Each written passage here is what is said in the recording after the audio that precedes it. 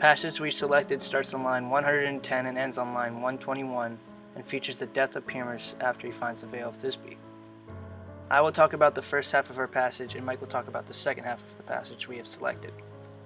We are going to mainly compare and contrast the structure and format of the two translations that we have found written by Arthur Golding and Rolf Humphreys. We will also talk about the effect that different time periods and the transformation of the English language have on the sound and structure of the translation. Before we do all of that, however, we are going to read aloud the scansion of our passage. We hope you enjoy our presentation. Pyramus ut vero vestem quoque sanguine tinctam reperit una duos in quid nox perdet amantes quibus illa fuit longa dignissima vita nostra nogens anniest ego te miseranda perima in loca plena metus qui usi nocte veneris nec prior huc veni nostrum de velita corpus et scelerata ferro consumite viscera morsum. So my part of the passage goes from the point where Pyramus finds the bloody veil of Thisbe up to the point where he begs for the lions to devour him out of guilt. As I said before, over time the translation of Pyramus and Thisbe has changed. It's changed due to the difference in language used by the translator, the transposition of normal word order, the differences in the grammatical structure, and the variation of the rhyme schemes used by the two individual writers. Arthur Golding's translation of Pyramus and Thisbe was written in rhyming couplets of iambic heptameter and came before the translation of Pyramus and Thisbe by Rolf Humphreys. Humphreys' translation is written in 10-beat unrhymed lines and is spoken as if Humphreys' poetic manner matches that of Ovid's. In Golding's translation, he writes in Middle English, whereas Humphreys uses Standard English. Both Arthur Golding and Rolf Humphreys translated Pyramus and Thisbe. However, the two poets have different format, structure, and language. For example, the first line of Golding's translated passage, "But when that he the bloody mantle saw," is structurally and literally different than Humphreys' first line of his translated passage that reads, "Seeing the bloody veil one night." Another example of the difference in grammatical structure and word order between the two translations would be when Golding translates "My wicked limbs and wretched guts with cruel teeth, therefore devour ye," and Humphreys translates the section as "Come tear my flesh, devour my guilty body." The translation's format and structure changed and used new grammatical and rhetorical structures over time due to the evolution and transformation of the individual poet's language and grammar. Humphreys' translation is fundamentally more modern and less literal than the translation done by Golding. Golding's translation consists of many anastrophes as opposed to Humphreys' translation, which consists of proper grammatical sequence and a less literal format because he's trying to mimic Ovid's style. The anastrophe in line 3 of Golding's passage, for example, "Of which long life deserved she of all that live on the ground," you can hear is different than Humphreys' translation, and one of them most surely deserve a longer life, because of the verb being in the beginning of the sentence rather than at the end. The main difference, however, between Golding's translation and Humphreys' translation is their style.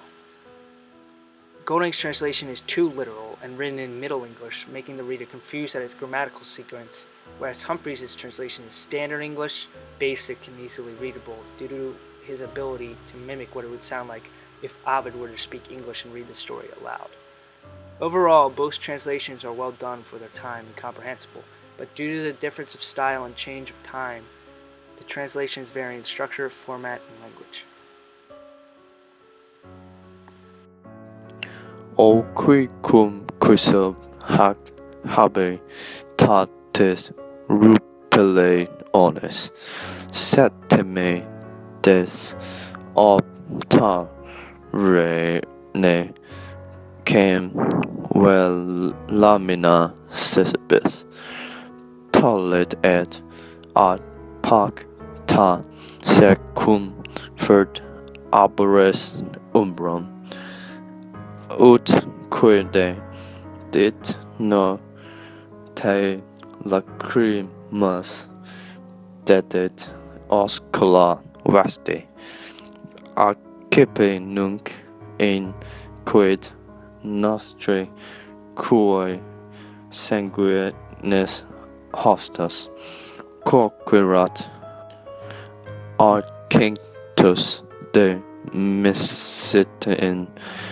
ilia ferrum, nec mora ferventi mori ens et vulneri traxit, uri arcret et res pinus humo. The second part of these two translations, scholars realized the significant change of the way people thinking and the way people using English. In the second line, Arthur Golding used slender weed, which is a metaphor, to describe the veil. During the Middle Ages, people pursued an ornate style of English. However, Humphreys used the plain word veil, which made the translation more concise and more comprehensible. He devoted some decorations in order to help people understand the context better. More interestingly, the structure and the sentence composing style has been changed over time. In nowadays English, poets and writers have to follow grammar rules and construct sentence by making the verb following the subject and the object following the verb. Somehow, grammar rules played a less important role in Golding's work. In Latin, Lamina Thisbe tollit, et ad pacta circumferit arbores umbrum.